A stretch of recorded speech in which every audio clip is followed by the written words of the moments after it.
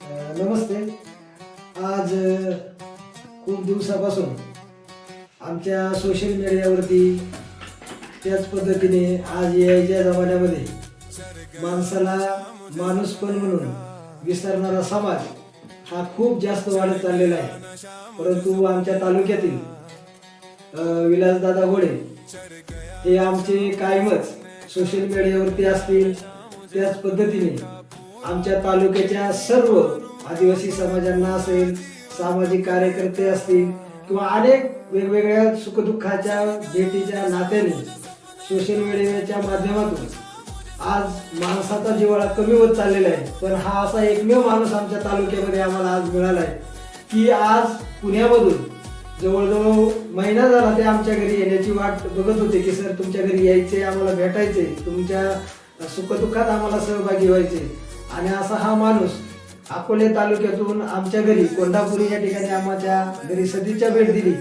खरं तर आपली भारतीय संस्कृती आहे आणि आपली आदिवासी संस्कृती आहे की अतिथी देवो भव या उक्तीप्रमाणे तुम्ही आमच्या घरी आले, आमचा या ठिकाणी यथोचित सन्मान केला, आमच्या केलेल्या कार्याचा गौरव केला. आणि हीच खरं तर आमच्या आनंदाची गोष्ट आहे की असा एक सर्वसामान्य माणूस आमच्या घरी येतोय. अक्षरशः कोणत्याही गोष्टीची तमा न बाळगता, गाडी नाही, घोडा नाही, कोणत्याही गोष्टीची. तर असे हे सामाजिक कार्यकर्ते प्रत्येक तालुक्यातील म्हणा, पुणे जिल्ह्यातील म्हणा किंवा जिथपर्यंत त्यांना पोहोचता येईल तिथपर्यंत ते पोहोचण्याचा प्रयत्न या ठिकाणी करत आहेत. आणि आज 26 जानेवारीच्या निमित्ताने ते आम्हाला आमच्या या कोंढापुरी या ठिकाणी सदिच्छा भेट दिली आणि आमचं तोंड भरून कौतुक केलं, आमचा या ठिकाणी सन्मान केला. ही एक आनंदाची गोष्ट आहे की आपल्याच गावातील, आपल्याच तालुक्यातील एक सर्वसामान्य माणूस आपल्या पुण्यासारख्या शहरामध्ये या धावपळीच्या जगामध्ये यायच्या जमान्यामध्ये आमच्यापर्यंत पोहोचला, आमच्या कामाची दखल घेतली.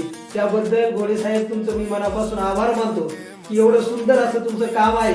तुम्ही प्रत्येक माणसाच्या मनामध्ये तुम्ही बसलेले आहेत आणि म्हणून ही जी काही संस्कृती आहे ही तुम्ही जोपासण्याचा या ठिकाणी प्रयत्न केलेला आहे.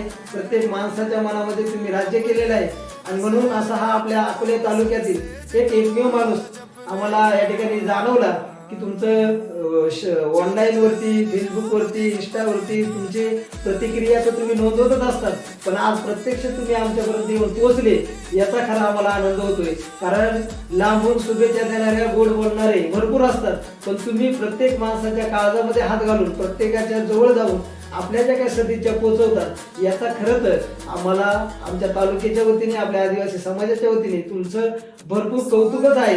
आणि म्हणून तुमच्या पुढील सामाजिक कार्यामध्ये सगळ्या गोष्टींच्या, तुमच्या मनोकामना, तुमच्या इच्छा ज्या काही तुमच्या मनामध्ये असतील त्या आपण पूर्ण होऊ असं या ठिकाणी मी तुमच्या सदिच्छा आणि तुमच्या शुभेच्छा स्वीकारतो. आणि तुम्हाला पुढील वाटचालीसाठी, समाज कार्यासाठी आणि जरी तुम्हाला पुढील आयुष्यामध्ये जरी राजकारणा क्षेत्रात जायचं जरी असलं तरी पुढील वाटचालीसाठी तुम्हाला शुभेच्छा देऊ आणि माझे 2 शब्द या ठिकाणी संपवतो. धन्यवाद.